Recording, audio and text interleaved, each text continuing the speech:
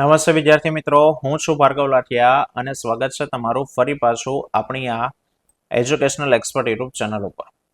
મિત્રો, ધોરણ 10માં વિષય વિજ્ઞાન અને ટેકનોલોજીમાં ગાલા અસાઇનમેન્ટ પેપર સેટ 2026માં આજે આપણે પ્રશ્નપત્ર 4ના સોલ્યુશનમાં વિભાગ બી ની વાત કરવાના છે. બરાબર, વિભાગ એ ઓલરેડી આવી ગયો છે, ન જોયો હોય તો નીચે લિંક આપેલી છે, બરાબર, ત્યાં જઈને જોઈ શકો છો. ચાલો વિભાગ બી માં વાત કરીએ તો પહેલો પ્રશ્ન તફાવત આપો ઉષ્માક્ષેપક અને ઉષ્મા શોષક પ્રક્રિયા. તો પહેલો મુદ્દો એની વ્યાખ્યા થઈ જાય કે જે રાસાયણિક પ્રક્રિયામાં નિપજના નિર્માણની સાથે ઉષ્મા અથવા તો ઉર્જા મુક્ત થતી હોય તો એવી પ્રક્રિયાને ઉષ્માક્ષેપક પ્રક્રિયા કહેવાય. અને જે રાસાયણિક પ્રક્રિયામાં ઉષ્મા આપવી પડતી હોય અથવા ઉષ્માનું શોષણ થતું હોય તો તેને ઉષ્મા શોષક પ્રક્રિયા કહેવાય. બીજા મુદ્દામાં ઉદાહરણ લખવાનું, કાળી ચૂનાની પાણી સાથેની પ્રક્રિયા અથવા શાકીય દ્રવ્યોનું વિઘટન થઈને ખાતર બનવું. અને અહીંયા AgCl it gives Ag plus Cl2, AgBr it gives Ag plus Br2. તમારે અહીંયા ઉર્જા આપવી પડે છે. બીજું છે ધાતુના 4 સામાન્ય ગુણધર્મો લખો. સામાન્ય એટલે ભૌતિક. તો પહેલું, ધાતુઓની સપાટી ચળકાટ ધરાવે છે. ધાતુઓ વિદ્યુત અને ઉષ્માના સુવાહક હોય છે. ધાતુઓ ઓરડાના તાપમાને ઘન સ્વરૂપમાં હોય. તેના ગલન બિંદુ અને ઉત્કલન બિંદુ ઊંચા હોય છે. તેને અથડાવાથી રણકાર ઉત્પન્ન થાય. તેને ટીપી શકાય, ખેંચી શકાય એટલે કે ટીપાવપણા અને તણાવપણાનો ગુણ ધરાવે છે. અને તેઓ સખત અને મજબૂત હોય. ચલો, બોર્ડમાં પૂછાઈ ગયેલો મિત્રો 2 વાર. તફાવત આપો ધમની અને શિરા. ધમની, ધમની કોને કહેવાય તો કે સાહેબ એને યાદ રાખવા માટે એક આકૃતિ જો. ચલો સાંભળજો વ્યવસ્થિત. માની લો કે આ આપણું હૃદય, જેના 4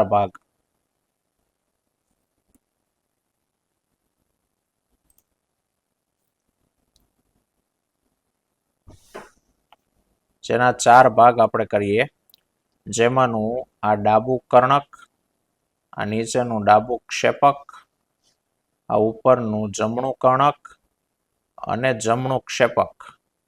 હવે એમાં આ ફેફસા અને આ શરીરનું અંગ. હવે એમાં ચલો કલર ચેન્જ કરી નાખો એટલે તમને ખ્યાલ આવે. હવે એમાં ફેફસામાંથી હૃદય તરફ લોહી આવશે, હૃદય તરફ, હૃદયમાંથી અંગમાં, અંગમાંથી જમણું કર્ણક, જમણું ક્ષેપક અને ફેફસા. આ રીતનો ક્રમ છે રુધિરને વહેવાનો. રેડી? હવે આમાં ઊંધો એરો થયો. હા, હવે આમાં 2 નળીઓ ધમની છે અને 2 શિરાઓ છે. તો એક આને ધમની કહેવાશે અને બીજું આને ધમની કહેવાશે. બરાબર? અને હજુ એક કલર ચેન્જ કરીએ. આ 2 નળીઓ છે, એક આ અને એક આ બંને શિરાઓ છે. તો પેલા ધમનીની વ્યાખ્યા લખી છે. ધમની કોને કહેવાય તો જો, હૃદયથી શરીરના જુદા જુદા અંગ સુધી, આ આપણું હૃદય, બરાબર, ત્યાંથી અંગ, તો ત્યાં સુધી રુધિર લઈ જાય એ ધમની, એટલે આ ધમની છે. આ હૃદય ફેફસાઈ અંગ જ છે, તો ત્યાંથી ફેફસા તરફ જે લઈ જાય એ પણ ધમની, એટલે આ ધમની. હૃદયથી અંગો તરફ રુધિરનું વહન કરતી રુધિરવાહિનીને ધમની કહેવાય. અને શરીરના જુદા જુદા અંગોથી હૃદય તરફ, આ અંગ, ફેફસા અંગથી હૃદય તરફ, તો આ શિરા. આ હૃદય અંગથી હૃદય તરફ લઈને જાય આવડી આ શિરા. રેડી? ચાલો, ધમનીમાંથી પસાર થતું રુધિર શુદ્ધ હોય, પણ એમાં એક અપવાદ છે. ફુફુસીય ધમની અથવા ફુફુસ ધમની, એમાં અશુદ્ધ રુધિર પસાર થાય. શિરામાંથી પસાર થતું રુધિર છે એ અશુદ્ધ હોય, પણ એમાંય અપવાદ છે. ફુફુસ શિરા જેને શુદ્ધ રુધિરનું વહન કરે. ધમનીમાંથી પસાર થતું રુધિર છે એ ઊંચા દબાણ વાળું હોય છે, જ્યારે શિરામાંથી નીચા દબાણ વાળું રુધિર પસાર થાય. ધમનીની દિવાલ જાડી અને સ્થિતિસ્થાપક હોય, શિરાની દિવાલ પાતળી અને ઓછી સ્થિતિસ્થાપક હોય. ધમનીમાં વાલ આવેલા હોતા નથી અને શિરામાં વાલ આવેલા હોય. વાલ એટલા માટે કે રુધિર એની નળીમાં પાછું ન ફરે એટલા માટે. એની એ નળીમાં રુધિર પાછું ન આવે એને અટકાવવા માટે વાલ શિરામાં હોય, કારણ કે શિરામાં લોહી ઓછા દબાણ વાળું, ઓછા દબાણથી લોહી જતું હોય બની શકે ક્યારેય એની નળીમાં રિટર્ન આવે પણ ખરા, પણ ધમનીમાં પ્રેશરથી આવે છે તો પ્રેશરથી આગળ જતું હોય તો ક્યારેય પાછું રિટર્ન આવે નહીં, એટલે ધમનીમાં વાલ ન હોય. ચલો પછી છે દ્વિભાજન એ બહુભાજનથી કેવી રીતે ભિન્ન છે? તો કે ભાઈ દ્વિભાજનમાં જે કોષ છે સજીવનું શરીર છે એના બે ભાગ થાય એટલે એને દ્વિભાજન કહેવાય, અને બહુભાજનમાં ઘણા બધા ભાગ થાય. જો લખ્યું છે દ્વિભાજન એ ભાજનનો એક પ્રકાર છે જેમાં પિતૃકોષ બે બાળ સજીવમાં વિભાજન પામે. ઉદાહરણ તરીકે અમીબા છે, બેક્ટેરિયા છે, લેશમાનિયા છે, એમાં દ્વિભાજન થાય. બહુભાજન પણ ભાજનનો એક પ્રકાર છે જેમાં એક કોષી સજીવ એક જ સમયે ઘણા બધા બાળ કોષોની અંદર વિભાજન છે તે પામે છે. અને આમ દ્વિભાજનને અંતે બે બાળ સજીવ, જ્યારે બહુભાજનને અંતે ઘણા બધા બાળ સજીવો ઉત્પન્ન થાય. ચાલો ફરી પાછો તફાવત પૂછ્યો છે શુક્રપિંડ અને અંડપિંડનો તફાવત. શુક્રપિંડ તો કે શુક્રપિંડ એ નર પ્રજનન અંગ છે અને અંડપિંડ એ માદા પ્રજનન અંગ છે. શુક્રપિંડમાંથી જે અંતઃસ્રાવ મુક્ત થાય એ ટેસ્ટોસ્ટેરોન છે અને અંડપિંડમાંથી તો કે ઇસ્ટ્રોજન અંતઃસ્રાવ મુક્ત થાય. શુક્રપિંડમાં લાખોની સંખ્યામાં શુક્રકોષો ઉત્પન્ન થાય, જ્યારે અંડપિંડમાં પ્રતિ માસે એક જ અંડકોષ મુક્ત થાય. શુક્રપિંડ પુરુષોમાં શરીરની બહાર વૃષણ કોથળીમાં આવેલા છે, જ્યારે અંડપિંડ માદાના ઉદર ગુહામાં પેટની અંદર આવેલા છે. ચાલો આકૃતિ આપી છે એમાં શ્વેત પ્રકાશનું કિરણપુંજ પ્રિઝમ પર આપાત કરવામાં આવે છે ત્યારે પ્રિઝમ પર રાખેલા પડદા ઉપર એક્સ અને વાય આખો આ વર્ણ પર રચાય છે. તો અહીંયા જે ઘટના બની ઘટનાનું નામ આપો. તો મિત્રો શું થયું અહીંયા? વિભાજન. તો પહેલા સવાલનો જવાબ કે અહીંયા થતી ઘટના એ પ્રકાશનું વિભાજન છે. અને વર્ણપટ એક્સ એક્સ નહીં પણ અહીંયા એક્સ વાય વર્ણપટમાં એક્સ અને વાય બિંદુ આગળ પ્રકાશના રંગના નામ જણાવો. તો એક્સ બિંદુ નીચે છે તો નીચે કયો રંગ હોય? જાંબલી. અને વાય ઉપર છે તો વાય પાસે કોણ હોય? રાતો. ચાલો 31મો પ્રશ્ન છે કે વિદ્યુત બલ્બનો ફિલામેન્ટ, થોડીક પ્રિન્ટિંગ એરર છે, ટાઈપિંગ એરર, ફિલામેન્ટ બનાવવા માટે એકમાત્ર ટંગસ્ટનનો જ ઉપયોગ કેમ થાય છે? તો એનું કારણ છે કે ભાઈ ટંગસ્ટનનું જે ગલન બિંદુ છે ખૂબ ઊંચું છે, 3380 સેલ્સિયસ જેટલું. આટલા ઊંચા તાપમાને પીગળ્યા સિવાય ઉષ્મા છે તે ઉત્પન્ન કરી શકે છે. બરાબર, પીગળ્યા સિવાય પ્રકાશ ઉત્પન્ન કરે છે. વધુમાં ટંગસ્ટન ફ્લેક્સિબિલિટી એટલે કે લચીલાપણું ધરાવે છે અને ઊંચા તાપમાને બાષ્પીકરણનો દર નીચો છે અને એટલે ફિલામેન્ટ બનાવવા માટે ટંગસ્ટનનો જ ઉપયોગ થાય. બીજું એની અવરોધકતા વધુ છે, એનો અવરોધ જાજો છે. એક દાખલો છે તમારા બોર્ડમાં પૂછાઈ ગયેલો છે, તમારા ઘરમાં વપરાતો એક બલ્બ જે 100 વોટનો છે અને રેફ્રિજરેટર 400 વોટ રેટિંગ ધરાવે છે. જો આ ઉપકરણોને 10 કલાક પ્રતિ દિવસ ચલાવવાના, એટલે એક દિવસમાં 10 કલાક એને ચલાવવાના, તો ₹8 પ્રતિ કિલોવોટ અવર લેખે 10 દિવસ ચલાવવા માટે જરૂરી ઉર્જાનો ખર્ચ કેટલો થાય?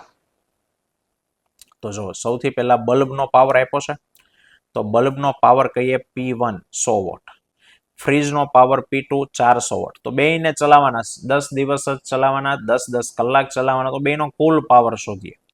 P બરાબર P1 plus P2 100 plus 400, total power થઈ ગયો 500 વોટ. હવે સાહેબ ઉર્જાનું સૂત્ર કે સાહેબ બંને ઉપકરણોને 10 દિવસ ચલાવવા પહેલા તો કેટલી ઉર્જા વપરાય? તો વિદ્યુત ઉર્જાનું સૂત્ર છે વિદ્યુત ઉર્જા W બરાબર પાવર ગુણ્યા સમય. સૂત્ર આ છે, પણ 10 દિવસ ચલાવવાનો એટલે R8 ગુણ્યા 10 કરી નાખ્યા. ચાલો પાવર કેટલો છે? 500, સમય 10 કલાક, અને એવા કેટલા દિવસ? તો કે 10. અહીંયા 100 થઈ ગયા છે ભૂલમાં 10. 500 ગુણ્યા 10 ગુણ્યા 10 એટલે કેટલું થયું? 50,000 વોટ અવર, ને 50,000 એટલે એને 50 કિલો કહેવાય. 50 કિલો વોટ અવર. એક મિનિટ અહીંયા છેકી નાખજો. બરાબર. હવે ઉર્જાનો ખર્ચ 1 કિલોવોટ અવરના કેટલા રૂપિયા કીધા? 8. તો 50 ગુણ્યા 8 એટલે કેટલા રૂપિયા થશે? 400 રૂપિયા. તો 400 રૂપિયા ખર્ચ થાય. ચાલો તફાવત આપો એસી પ્રવાહ અને ડીસી પ્રવાહ. મિત્રો જો કે આ અભ્યાસક્રમમાંથી કેન્સલ થયેલું છે, છતાં આપ્યો છે તો આપણે જવાબ જોઈ લઈએ. એસી પ્રવાહને પેલું તો કે એને અલ્ટરનેટિવ કરંટ કહેવાય અને ડીસી પ્રવાહને ડાયરેક્ટ કરંટ કહેવાય. અલ્ટરનેટિવ એટલે ઉલટ સુલટ, તેની દિશા સમયના નિયમિત અંતરાલ એટલે ગાળામાં બદલાય છે. અને ડીસી ડાયરેક્ટ પ્રવાહ એટલે સીધો પ્રવાહ, તે એક જ દિશામાં વહે છે. એસી પ્રવાહને એસી જનરેટર દ્વારા ઉત્પન્ન કરી શકાય, જ્યારે ડીસી પ્રવાહને બેટરી, સેલ કે ડીસી જનરેટર દ્વારા ઉત્પન્ન થાય. તેનું ઉત્પાદન સસ્તું છે. એસી પ્રવાહ સસ્તું ઉત્પાદન છે, ડીસી પ્રવાહનું ઉત્પાદન મોંઘું છે. અને એસી પ્રવાહને દૂરના સ્થળે લઈ જતા વીજળીનો વ્યય ઓછો થાય અને ડીસી પ્રવાહને દૂર લઈ જતા વીજળીનો વ્યય વધુ થાય. એસી પ્રવાહમાં વ્યય ઓછો થાય. ચલો, અને 34મું છે પોષક સ્તર એટલે શું? એક આહાર શૃંખલાનું ઉદાહરણ આપી તેના વિવિધ પોષક સ્તરો જણાવો. તો કે આહાર શૃંખલાના દરેક તબક્કાને પોષક સ્તર કહેવાય. એક આહાર શૃંખલા લખી છે ઘાસ, ઉંદર, સાપ અને સમડી. હવે એના પોષક સ્તરો કહેવાના, તો કે ઘાસ એ ઉત્પાદક, જે પહેલું પોષક સ્તર. ઉંદર થી લઈને આ બધાને ઉપભોગી કહેવાય, પણ ઉંદર પહેલા ઉપભોગી એટલે પ્રાથમિક ઉપભોગી. પણ ઉંદર એ પોષણ શેમાંથી મળ્યું? ઘાસમાંથી. તો ઘાસ પહેલા પોષક સ્તરે આવ્યું. દરેક સ્ટેપને પોષક સ્તર, દરેક સ્ટેપે પોષણ મળે છે. તો ઉંદરને બીજું પોષણ મળ્યું એટલે ઉંદર દ્વિતીય પોષક સ્તર. ઉંદરને સાપ ખાય એ દ્વિતીય ઉપભોગી, ઉપભોગીમાં બીજા પણ પોષણ ત્રીજા સ્તરનું. અને સમડી તૃતીય ઉપભોગી પણ પોષક સ્તર ચોથું. અને 35 વિઘટનને આધારે કચરાના બે પ્રકાર સમજાવો. તો કે ભાઈ વિઘટનને આધારે કચરાના બે પ્રકાર. જૈવ વિઘટનીય કચરો, કે જે કચરાનું જૈવિક ક્રિયા દ્વારા એટલે કે બેક્ટેરિયા કે મૃતોપજીવી દ્વારા વિઘટન કરી શકાતું હોય તો એને જૈવ વિઘટનીય કચરો કહેવાય. શાકભાજી, ફળો, વાસી ખોરાક, કાગળ, ચામડું વગેરે. અને જે કચરાનું જૈવિક ક્રિયા દ્વારા કે બેક્ટેરિયા મૃતોપજીવી દ્વારા વિઘટન ન થતું હોય એને જૈવ અવિઘટનીય કચરો કહેવાય. કાચ, પ્લાસ્ટિક, પોલિથીન વગેરે. ચાલો, 36મો પ્રશ્ન છે કારણ આપો. પિત્ત રસમાં પાચક ઉત્સેચક ન હોવા છતાં અગત્યનો પાચક રસ છે. બરાબર, પિત્ત રસ પાચક ઉત્સેચક કોઈ નથી છતાં અગત્યનો પાચક રસ છે, એવું શા માટે કહી શકાય? તો કે પેલું, પિત્ત રસ યકૃતમાંથી ઉત્પન્ન થતો આલ્કલીય પાચક રસ છે, બેઝિક. તેમાં પિત્ત ક્ષારો છે પણ કોઈ પાચક ઉત્સેચક નથી. પિત્ત રસ શું કરે છે? તો કે જઠરમાંથી આવતા એસિડિક ખોરાકને એક તો આલ્કલાઇન બનાવે છે, તેથી સ્વાદુ રસ એની ઉપર કાર્ય કરી શકે. બીજું, એમાં પિત્ત ક્ષારો છે જે ચરબીના મોટા ગોળકોનું નાના ગોળકોમાં વિભાજન કરે છે અને એટલે ચરબીના પાચક સપાટીનો વિસ્તાર વધારે, એટલે ચરબીનું પાચન સરળતાથી થઈ જાય. અને એટલા માટે પાચક ઉત્સેચક ન હોવા છતાં તે પાચક રસ છે, અગત્યનો. અને લાસ્ટ, જમણા હાથના અંગૂઠાનો નિયમ આકૃતિ દોરીને સમજાવો. તો જમણા હાથનો આકૃતિ આ દોરવા કે વિદ્યુત પ્રવાહધારિત તારમાંથી પ્રવાહ પસાર કરો એટલે એની આજુબાજુ ચુંબકીય ક્ષેત્ર ઉત્પન્ન થાય. એની દિશા નક્કી કરવા માટે જમણા હાથના અંગૂઠાનો નિયમ અથવા તો મેક્સવેલના કોર્ક સ્ક્રૂનો નિયમ વપરાય. નિયમ શું છે કે જમણા હાથમાં વિદ્યુત પ્રવાહધારિત તારને એવી રીતે પકડો કે જેથી જે અંગૂઠો છે ને પ્રવાહની દિશામાં રહે. આકૃતિમાં જો પ્રવાહ નીચે જાય તો અંગૂઠો નીચે રહે એમ તારને પકડવાનો. તો જે આંગળીઓની દિશા છે ને એ ચુંબકીય ક્ષેત્ર રેખાઓની દિશા અથવા ચુંબકીય ક્ષેત્રની દિશા છે તે બતાવે છે. આને કહેવાય જમણા હાથના અંગૂઠાનો નિયમ અથવા તો મેક્સવેલના કોર્ક સ્ક્રૂના નિયમ તરીકે ઓળખવામાં આવે છે. રેડી? તો મિત્રો, આ હતો આપણો વિભાગ બી. આવતા વિડીયોમાં ફરી પાછા મળીશું વિભાગ સી સાથે. ત્યાં સુધી જય હિન્દ, જય ભારત.